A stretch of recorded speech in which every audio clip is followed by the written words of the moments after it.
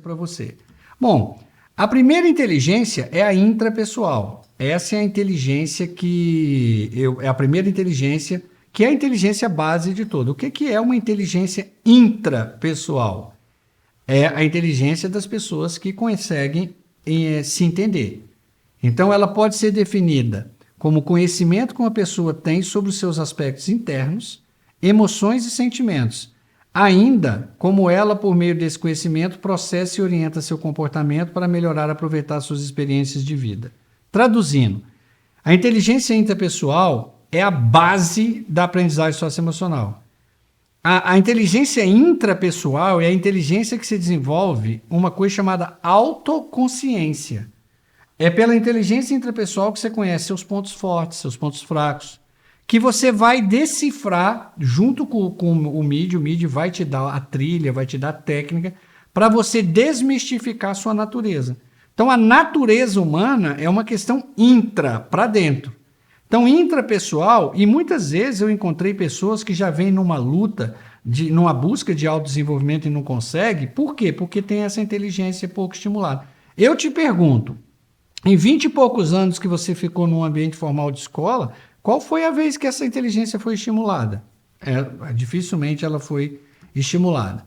Então, a inteligência intra, ela se relaciona aos estados interiores do ser. Por exemplo, quais emoções eu estou sentindo agora? Como eu traduzo emoções em sentimentos? Esse processo fica tranquilo, que a gente chama de universo do emocional, que faz parte do curso. Que emoção você está sentindo agora? Parte física. Como você traduz isso para a parte emocional, sentimentos e pensamentos? E como você se comporta? Tudo isso envolve inteligência intrapessoal.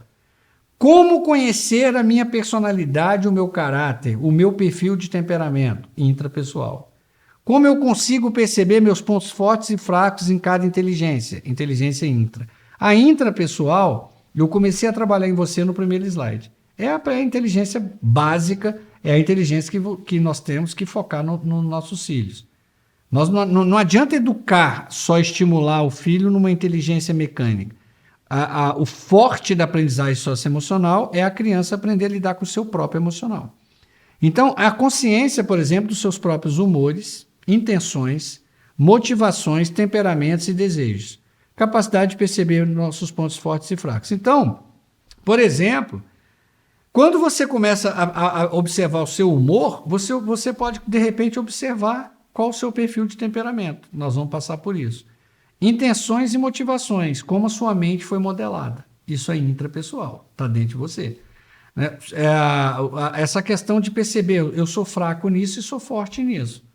E qual que é a estratégia que Gardner orienta? Foque aquilo que você é forte.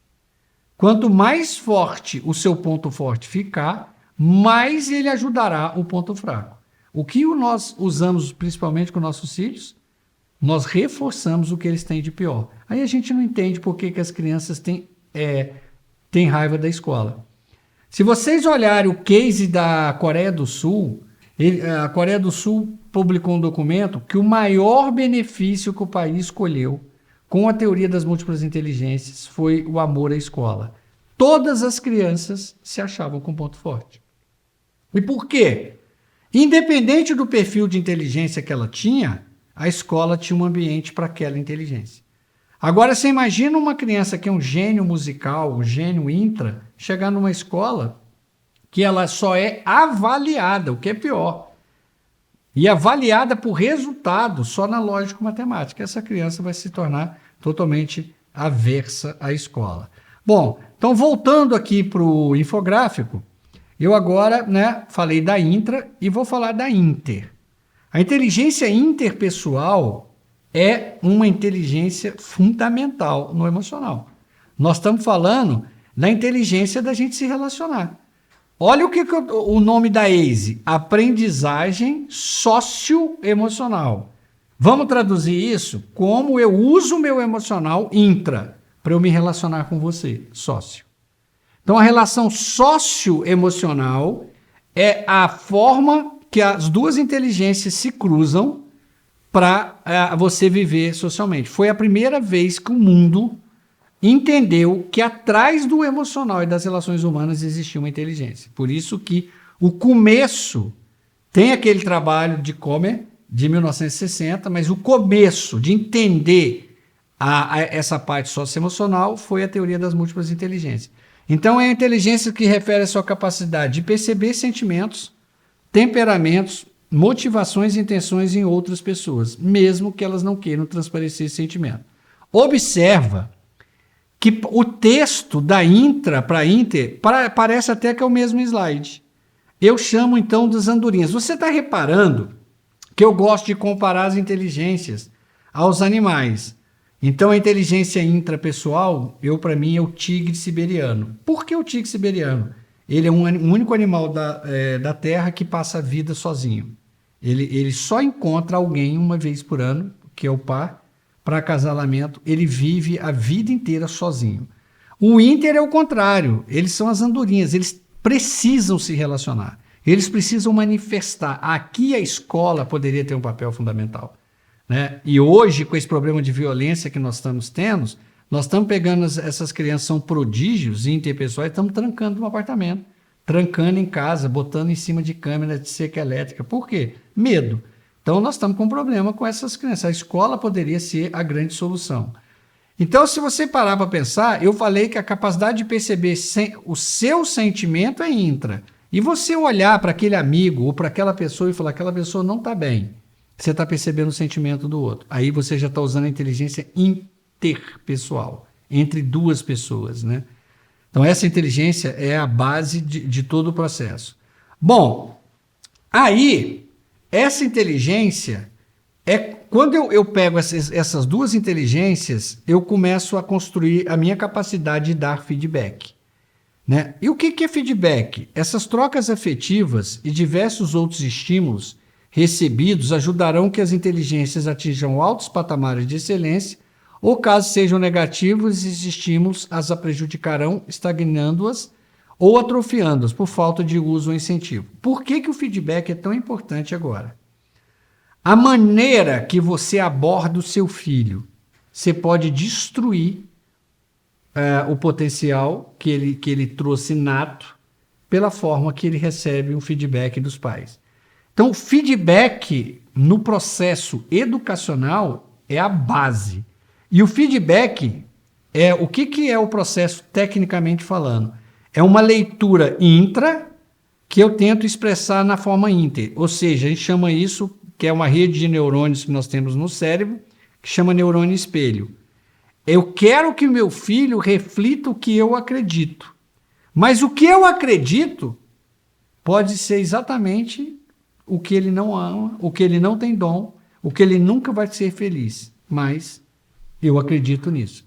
E eu tenho poder sobre ele. Então, a forma que você trata quando uma criança expressa um sentimento, um talento, um gosto por algo, pode definir o futuro dela. E isso nós chamamos de feedback. As relações humanas, o interpessoal, elas se baseiam em 4 operações interpessoais: empatia, comunicação, escuta e feedback. Isso tudo faz parte da inteligência interpessoal. Então, as relações humanas são o quê? Relações interpessoais. Então, esta é a inteligência que define. Só que o que eu mando para o próximo nada mais é do que uma expressão de quem eu sou.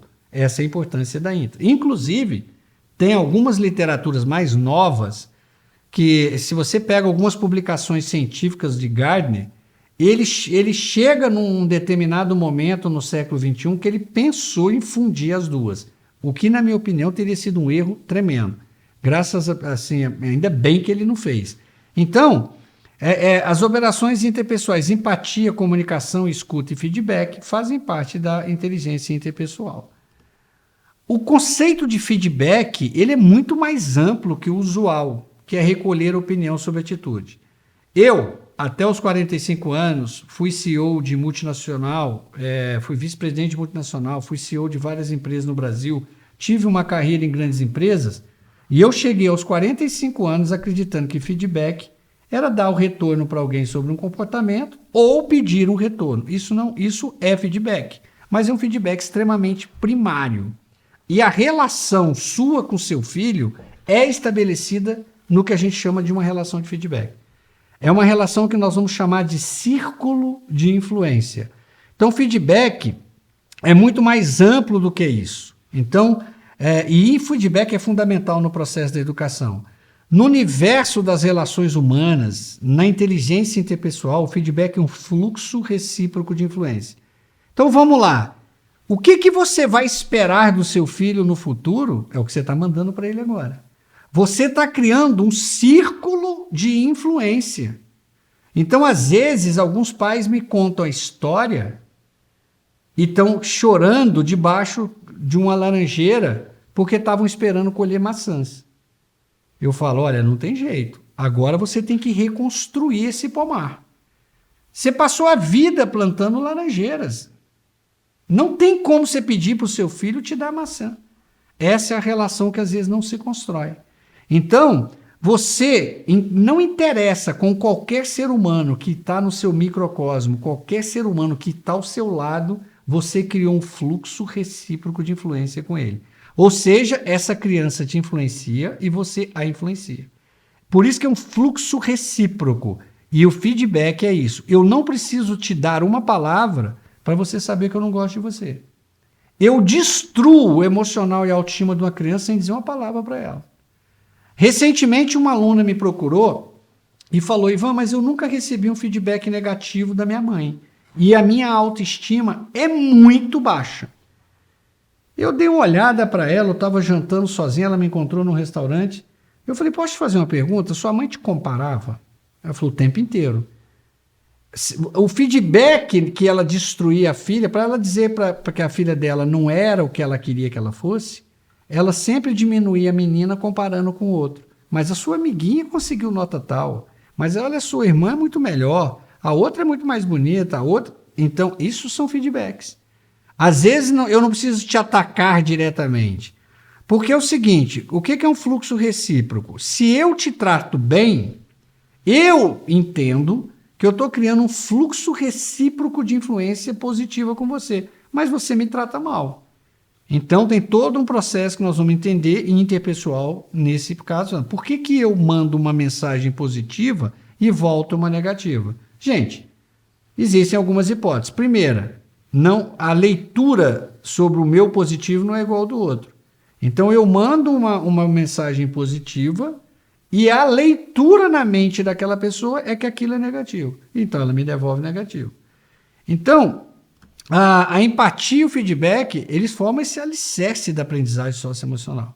Entender esses dois conceitos é fundamental. O feedback na educação, eles têm 3 pontos. Na verdade, o feedback, quando eu estou fazendo o MID, ele é mais amplo, mas não vem o caso agora. Porque o foco do MID Paz, eu estou pensando na relação de um adulto com uma criança, com um jovem ou com um adolescente. Então, eu só vou tratar 3 feedbacks dos 6 elementos, porque os outros realmente não fazem diferença no processo de educação agora. O primeiro é o feedback de reforço positivo. Toda relação humana, ela trabalha em espiral. Não é da natureza humana uma relação humana andar em linha reta.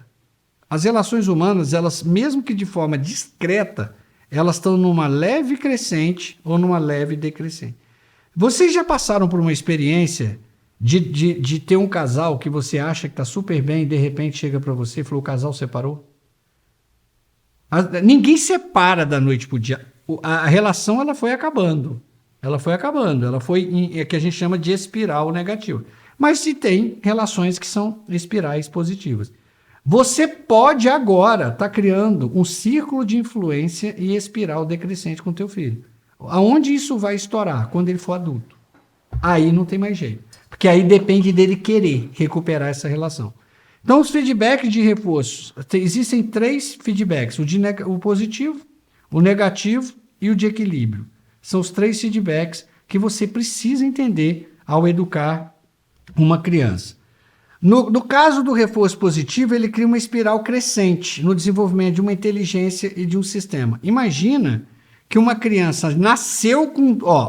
todos os seres humanos nascem iguais. O potencial para desenvolver as 9 inteligências ao nível de prodígio, todos os seres humanos têm.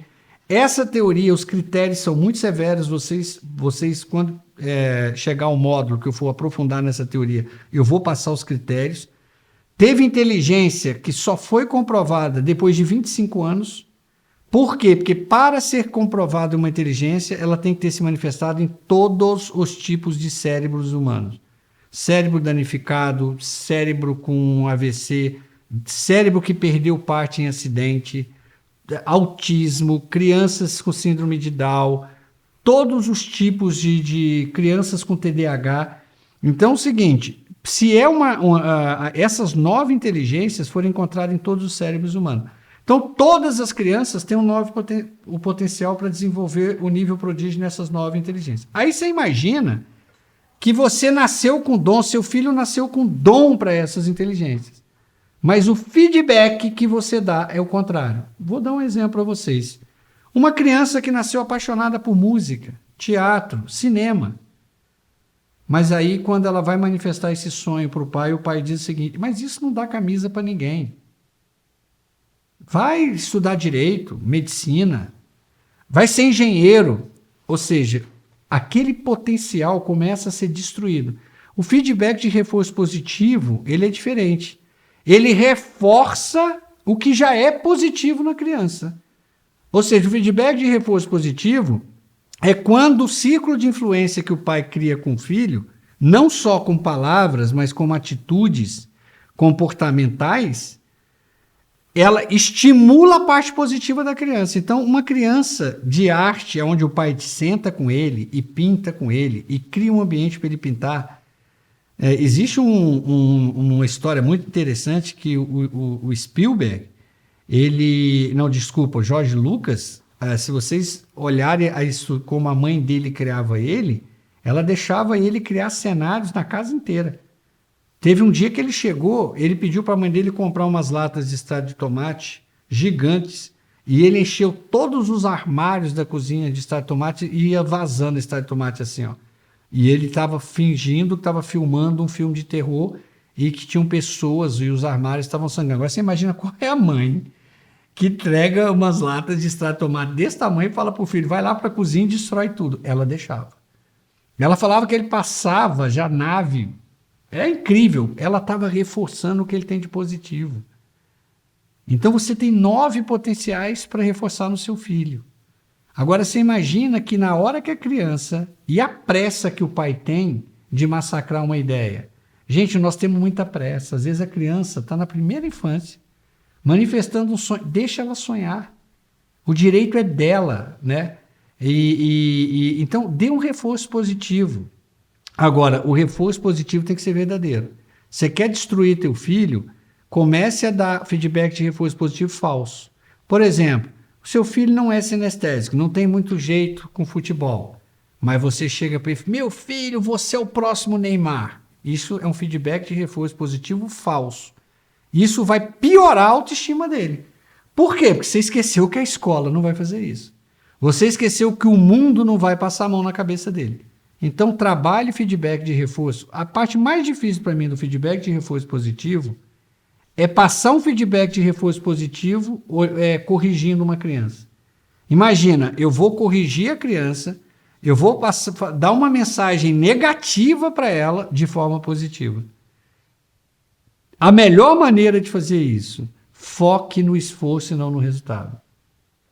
Então, quando você trabalha a criança que o esforço vale a pena sempre, você está trabalhando o reforço positivo. Quando você só dá o reforço positivo, quando ele surge com resultado, você está reforçando no cérebro dele que ele só será reconhecido por resultado e não por esforço. Aliás, é a característica da nossa sociedade agora. Só passa feedback de reforço positivo para aquelas crianças e adolescentes que apresentam resultado e não esforço. O segredo o estudo mais moderno sobre determinação do mundo está sendo feito nos Estados Unidos baseado. Os pais que trabalham valorizando o esforço criam crianças extremamente resilientes e determinadas. O pai que só premia e valora resultado, criam crianças extremamente frustradas com tendência à depressão e ansiedade. Então, às vezes você tem que corrigir uma criança, e vou te dizer uma coisa, de todo o meu processo sabático, já são 7 anos na estrada da aprendizagem socioemocional. Para mim, um dos maiores desafios de um pai é corrigir um filho com feedback de reforço positivo. Minha sugestão, não faça isso de cabeça quente. Eu aprendi que educar tinha que ser na hora. A criança cometia um erro, tinha que ir ali educar na hora. E eu descobri que isso não é educar, isso é adestrar. Cachorro não tem memória.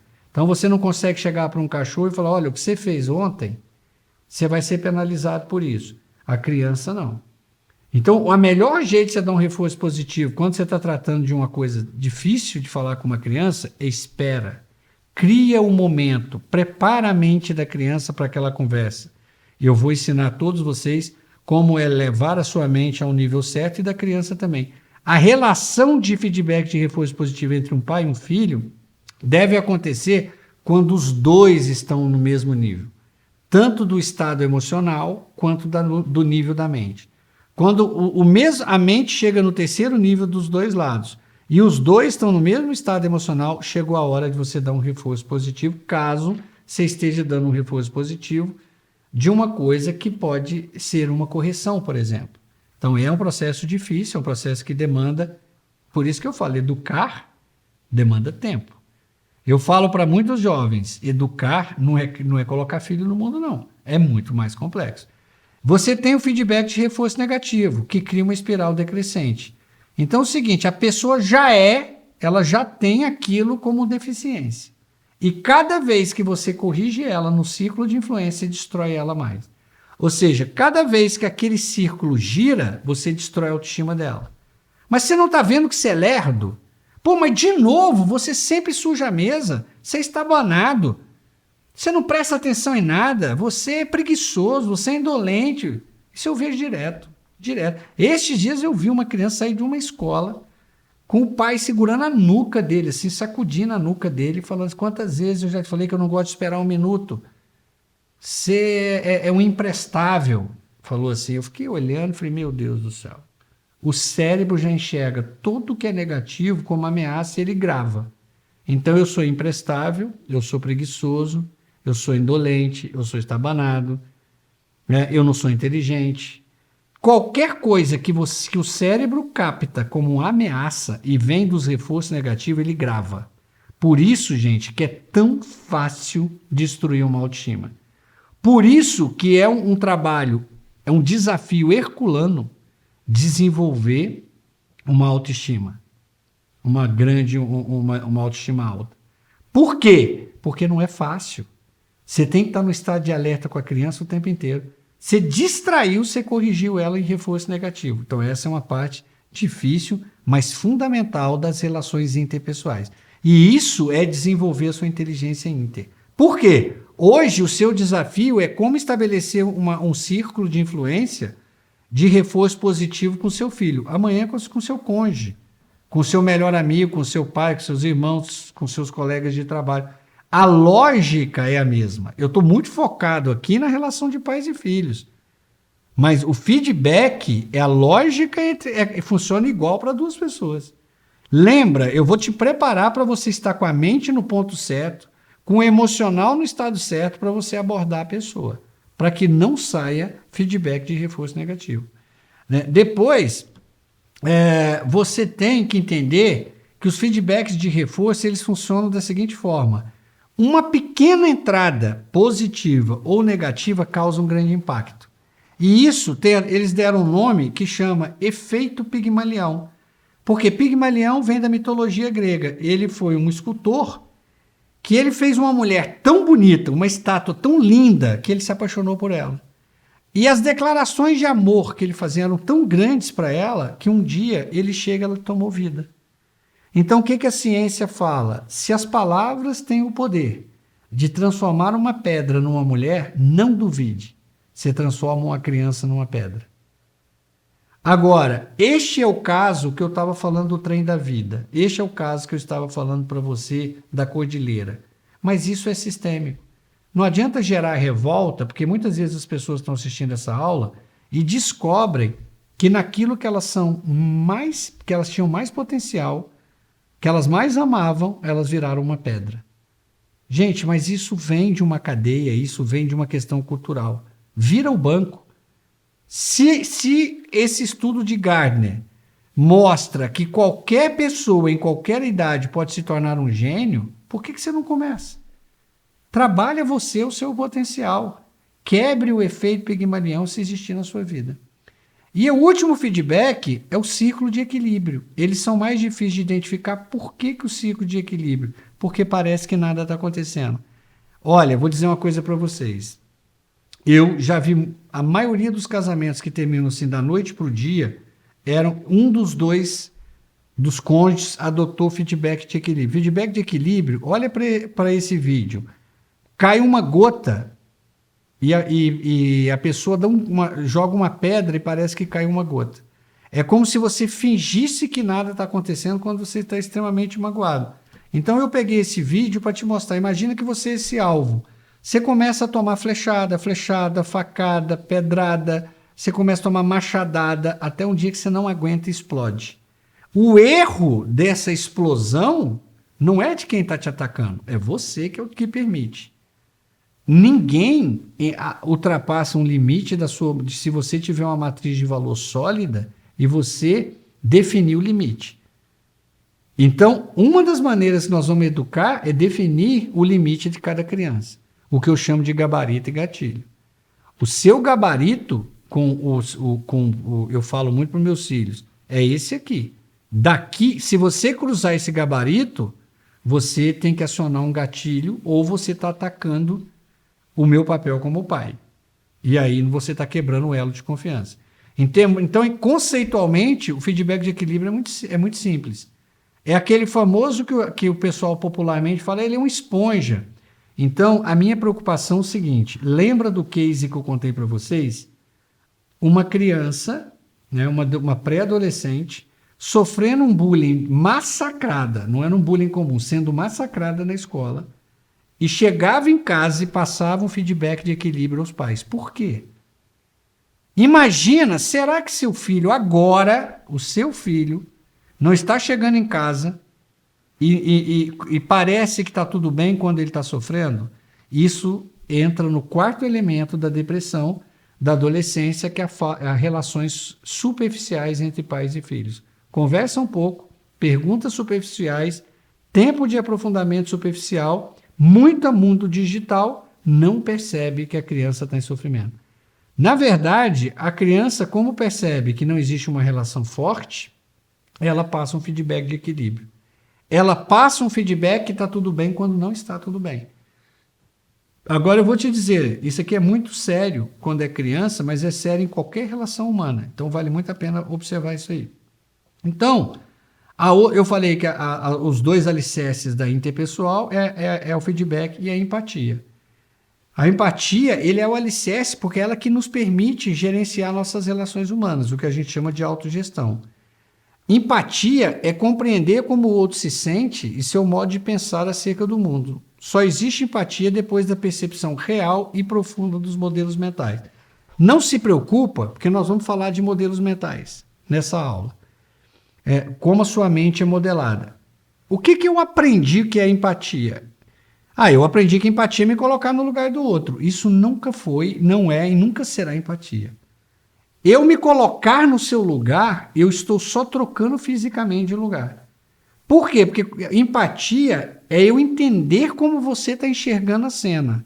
A sua mente pode estar programada para enxergar aquela cena completamente diferente da minha. Então não existe empatia. A empatia é quando você primeiro entende a mente da pessoa, como é que aquela pessoa traduz aquela cena, e aí você avalia. Se você vai com a sua mente, não existe empatia, você está julgando a pessoa. Então, a base da neurociência para esse foco no outro é estudado numa área de pesquisa cerebral chamada de neurociência social, que são os neurônios espelhos, né? Esse campo ilumina um circuito envolvido na interação e um dos principais circuitos são os neurônios espelhos, que são ativados com base no que vemos. O que acontece? Por que às vezes você chega numa festa 10 pessoas que você nunca viu. Você fala, eu fui com a cara daquele, não fui com a cara daquele. 99% da empatia acontece em nível inconsciente. O seu cérebro capta sinais como se estivesse te olhando no espelho. Por isso que chama neurônios de espelho. Eu me vejo em você. Então eu me simpatizo com você. Eu quero me aproximar de você. Então essa é a empatia mais básica que tem. E tem aquela... o meu cérebro pode ler sinais em você que me afasta de você. Então 1% acontece no nível consciente, 99% no nível inconsciente. Então existem 3 níveis de empatia. Existe a empatia cognitiva, a emocional e a afetuosa ou preocupação empática, como a ciência prefere. Como é que é a cognitiva? A cognitiva é a mais básica das empatias. Significa eu compreendo o que você está enxergando, entendi até a fórmula que sua mente funciona, como você pensa, mas eu não consigo sentir sua dor. Vai ver como isso pode acontecer. Porque a pessoa, você não tem amor, você não tem vínculo com a pessoa. Então é uma empatia básica. É uma pessoa, por exemplo, que você tem pouca intimidade, te conta um momento de muita dor, perdeu um parente, e você, por mais que você queira entender, você não consegue. Porque você não tem vínculo com aquela pessoa. Você está no nível da empatia cognitiva. Eu entendo o seu sentimento, eu imagino o que você está sentindo, mas eu não consigo sentir com você. Depois, você tem empatia emocional. Já é uma conexão do cérebro com o cérebro. Aqui não. Eu entendo como é que você enxerga o mundo. Eu posso até não concordar com você. Você enxerga o mundo de uma forma, eu enxergo de outra. Mas eu te respeito. Eu entendo por que você está sofrendo. Porque, por exemplo, eu vou dar um exemplo para você. A pessoa está olhando uma adversidade como um vento desfavorável. Eu, como trabalho o conceito dos 8 ventos, eu estou vendo a mesma cena, eu estou vendo a mesma dificuldade, eu estou vendo o mesmo sofrimento, mas eu vejo como um vento favorável.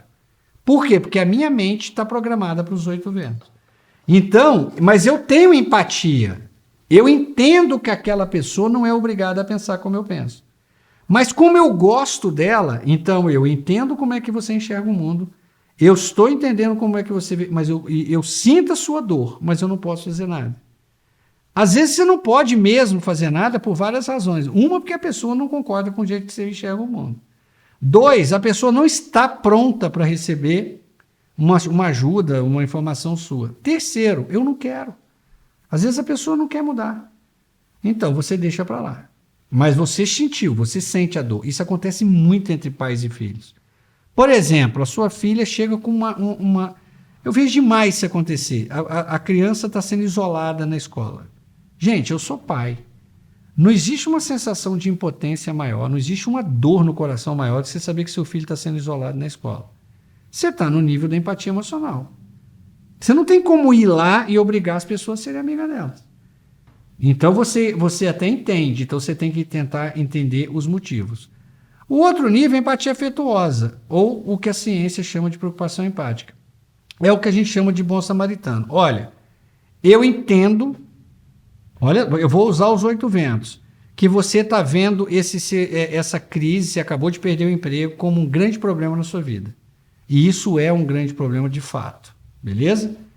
Mas eu encaro como os 8 ventos. Toda mudança é para melhor. Isso é um sinal. Aí a pessoa, você entendeu que ela enxerga o declínio como declínio. Você está enxergando o declínio como uma oportunidade dela recomeçar. Você sente a dor porque você gosta dela. E aí você vai trazer a pessoa e falar, eu vou te ajudar. Então, com filho, é muito fácil.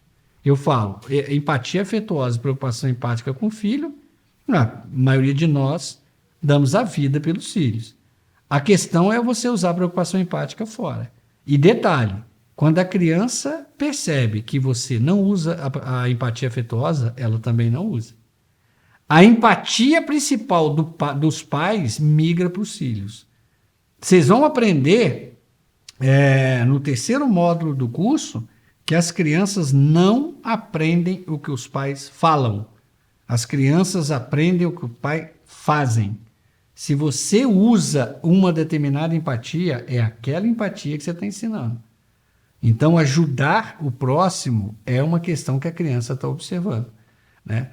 Então, eu te deixo essa pergunta. Até que ponto você realmente está observando as pessoas próximas? Seus colegas de trabalho, seus amigos, às vezes até pessoas que você conhece pouco, mas convive. Com qual sintonia você realmente... Porque tudo isso, gente, é inteligência interpessoal. Até que ponto você tem se preocupado com as pessoas? Tudo isso, esse universo do feedback, empatia, é montado na inteligência interpessoal. Então, se você não trabalha esses conceitos, a interpessoal sua fica prejudicada. Mas olha que coisa mais importante, o porquê que eu digo aos pais. Toda educação socioemocional de uma criança tem que começar pela inteligência intra. Porque você só vai sentir a dor que você já sentiu. Você vai ajudar porque você encontrou esse valor em você. Então, a importância de você observar dentro para ajudar o próximo. Então, não tem como descasar a intra da inter.